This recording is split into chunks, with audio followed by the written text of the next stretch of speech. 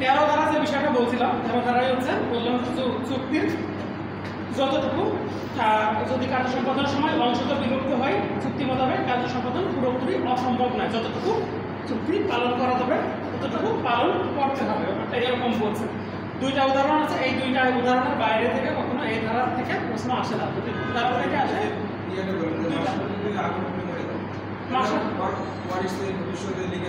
হ্যাঁ অবশ্যই। এই যে 1 নম্বর উদাহরণটা আপনার ওই কথাই বলছে যে একজন ব্যক্তি আরেকজন ব্যক্তিকে কিছু টাকা দেয়, বলছে অন্য ব্যক্তিকে সারা জীবন কি দিবে, বৃত্তি দিবে। তো পরের দিন ওই ব্যক্তি ঘোড়ার পিঠ থেকে পড়ে মারা গেল। যে ব্যক্তি বৃত্তি দিতে চেয়েছে ওই ব্যক্তির প্রতিনিধিদের কাছ থেকে ওই বৃত্তিটা উসুল করা যাবে। তো মাশরাফি যদি মারা গিয়ে থাকে ডাজন্ট ম্যাটার, ওর পরবর্তী যারা প্রতিনিধি আছে তাদের কাছ থেকে বা ওর সম্পত্তি থেকে ওটা অ্যাটাচ করা যাবে।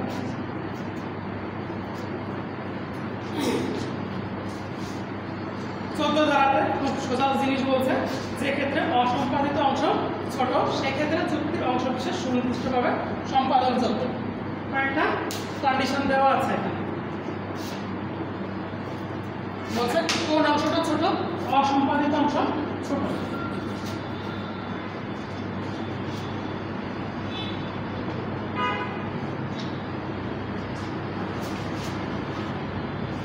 কোন অংশ ছোট, অসম্পাদিত অংশ ছোট, তার মানে সম্পাদন যোগ্য কোনটা, বড় অংশটা।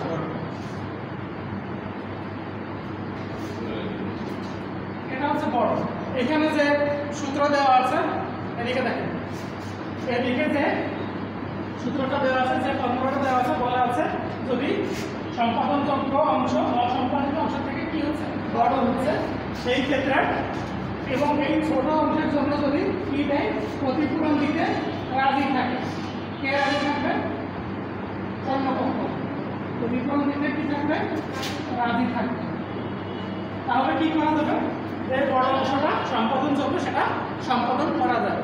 চুক্তির দুইটা অংশ, একটা হচ্ছে ছোট অংশ, একটা হচ্ছে বড় অংশ। ছোট অংশ অসম্পাদনযোগ্য আর বড় অংশটা সম্পাদনযোগ্য। সেই ক্ষেত্রে যদি ওই ব্যক্তি অসম্পাদিত অংশের জন্য ক্ষতিপূরণ দিতে রাজি থাকে তাহলে কি হবে, সম্পাদন। রাজি না থাকলে, ক্ষতিপূরণ দিতে যদি রাজি না থাকে তাহলে বাতিল করবে, পুরো অংশটা কি, পুরো ক্রিয়াটা বাতিল করবে, পুরো চুক্তি বাতিল, চুক্তিটা বাতিল করবে। কারণ আমার 150 টাকা সম্পত্তি আছে। উদাহরণ দিচ্ছি,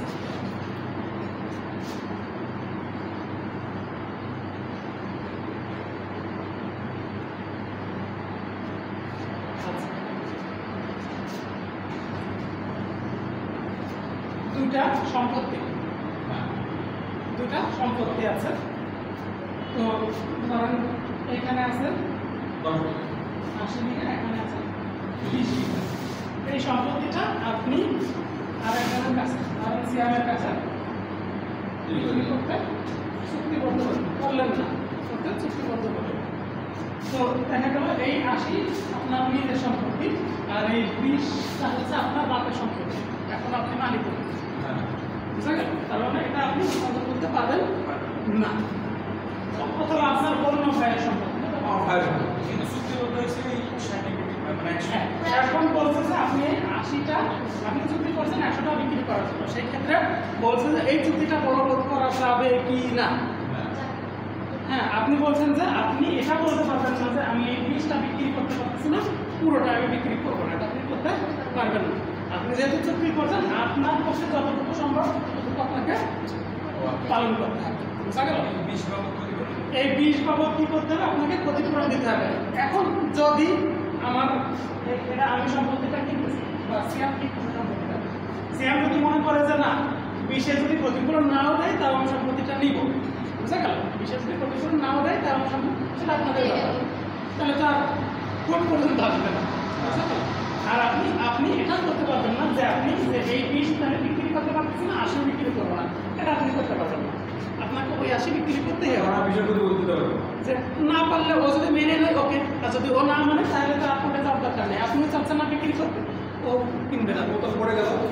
ও যদি কোর্টে যায় তাহলে ওর এই জায়গাটাতে স্যাটিসফাইড হতে হবে, ঠিক আছে? এখন কোর্ট আপনাকে কি করতে পারে, কোর্ট আপনাকে এই বিষয়ের জন্য, বেটা তুই জানিস না যে সম্পত্তি তোর বাপের তুই কেন বিক্রি করতে গেলি, এর জন্য একটা ক্ষতিপূরণ দিতে হবে, সেটা অবশ্যই একটা দিতে হবে। এটা হচ্ছে 14 ধারা। 15 ধারায় উল্টা কথা বলছে, পুরোপুরি উল্টা কথা বলছে যে সম্পাদিত অংশ হচ্ছে অসম্পাদিত অংশ হচ্ছে বড় আর সম্পাদন অংশ হচ্ছে ছোট, এবং বলছে যে ক্ষতিপূরণ দিতে রাজি নয়, ক্ষতিপূরণ দিতে রাজি নয়, এবং এই বড় অংশটা ছোট অংশটা বড় অংশটার উপরে কি ডিপেন্ডেন্ট। এই যে এই ছোট অংশটা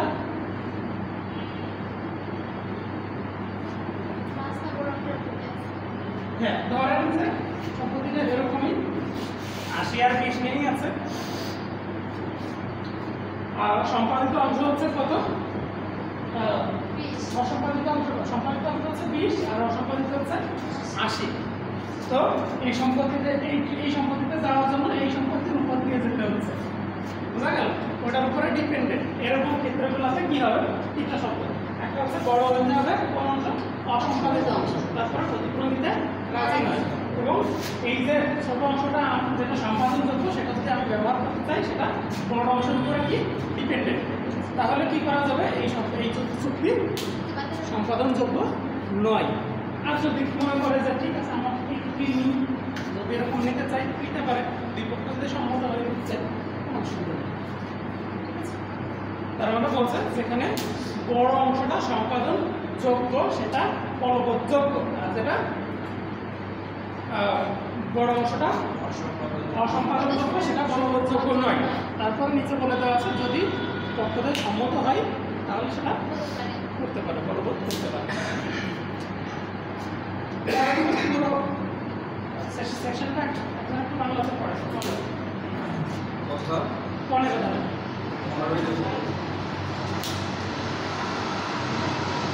চুক্তির অংশ বিশেষ সুনির্দিষ্টভাবে সম্পাদন, যে ক্ষেত্রে অংশ বিশেষ সম্পাদিত অংশ বড়, যেখানে চুক্তিবদ্ধ একটি পক্ষ চুক্তিতে তার অংশের সম্পূর্ণ কাজ সম্পাদন করতে ব্যর্থ হয় এবং অসম্পূর্ণভাবে পরিত্যক্ত অংশ সম্পূর্ণ কাজের একটি উল্লেখযোগ্য অংশ হয়, কিংবা আর্থিক ক্ষতিপূরণ যথেষ্ট না হয়, তাহলে সে সুনির্দিষ্ট কাজ সম্পাদনের জন্য একটি ডিক্রি পাওয়ার অধিকারী হবে না। তার মানে এটা সম্পাদনযোগ্য নয়। নেক্সট, কিন্তু আদালত অপর পক্ষের মামলার প্রেক্ষিতে চুক্তি ভঙ্গকারী পক্ষকে তার পক্ষে যতটুকু সম্পাদন করা যায়, যতটুকু সম্পাদন করা সম্ভব, চুক্তির ততটুকু অংশ সুনির্দিষ্টভাবে সম্পাদন করার নির্দেশ প্রদান করতে পারে। কোন পক্ষ কখন? যদি সম্ভব হওয়া যায়, সম্মত হয়, এরকম আচ্ছা সম্ভব হয়। শেষ না আছে, যদি বাদীপক্ষ আরও কাজ সম্পাদনের দাবি পরিত্যাগ করে এবং কাজের ত্রুটির জন্য অথবা প্রতিবাদী কর্তৃক চুক্তি ভঙ্গের দরুন সাধিত ক্ষতির জন্য প্রাপ্ত সকল ক্ষতিপূরণের অধিকার। আমরা বললাম যে এই বীজটাও কিনতে পারবে, আবির কিনতে পারবে সিয়ামের কাছ থেকে, যদি আবির বলে যে এই 80তে যে ক্ষতিপূরণ হচ্ছে মানে এটা দরকার নেই, আমার ওই বীজটি দেওয়া হতো, এরকম যদি সম্মত হয়, রাজি হয়, তাহলে কি করা হবে? এই ছোট অংশ বলবৎযোগ্য, আদারওয়াইজ বলবৎযোগ্য না। প্রথম কি বলছে?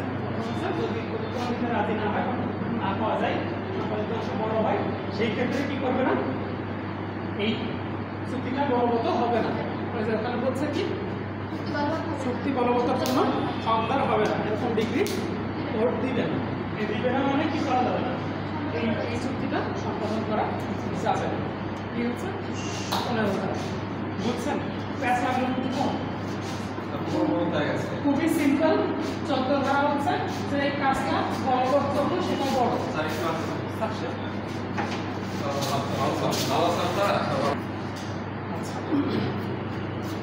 তাহলে বলতেছি 14তে যে কাজটা, 14তে হচ্ছে একটা অংশ ছোট, কোন অংশটা? 14তে হচ্ছে যে কাজটা করা অসম্পাদনযোগ্য অংশ হচ্ছে ছোট, আর কোনটাতে অসম্পাদনযোগ্য অংশ হচ্ছে বড়। তো আমরা স্বাভাবিকভাবেই জানি যেটা বড় অংশ সম্পাদন করা যায় না সেটা স্বাভাবিকভাবে কি হবে? বাতিল হবে, আর যেটা বড় অংশ করা যাবে সেটা মেনে নেওয়া হবে। এই হচ্ছে ব্যাপার। তার সাথে দুটা কন্ডিশন আছে, ক্ষতিপূরণ দিবে কি দিবে না। যদি ছোট হয় অল্পর জন্য ক্ষতিপূরণ দিয়ে দিতে পারে, কোনো সমস্যা নেই। আর যদি বড় অংশ সম্পাদন দিতে চাইতে পারে, যদি না দিতে চাই তাহলে অবশ্যই বাতিল করবে। আচ্ছা, মানে উভয় পক্ষ সম্মত থাকলে এটা ট্রানজ্যাকশন করতে পারবে, কোর্ট পর্যন্ত আসা লাগবে। 16 ধারা হচ্ছে কি? 16 ধারা হচ্ছে ইন্ডিপেন্ডেন্ট দুইটা অংশ আছে। এই দুইটা অংশ হচ্ছে কি রকম? স্বাধীন, ইন্ডিপেন্ডেন্ট, একটার সাথে আরেকটার কোনো কানেক্টিভিটি নেই। সামনে রাস্তা আছে, পাশাপাশি যাচ্ছে।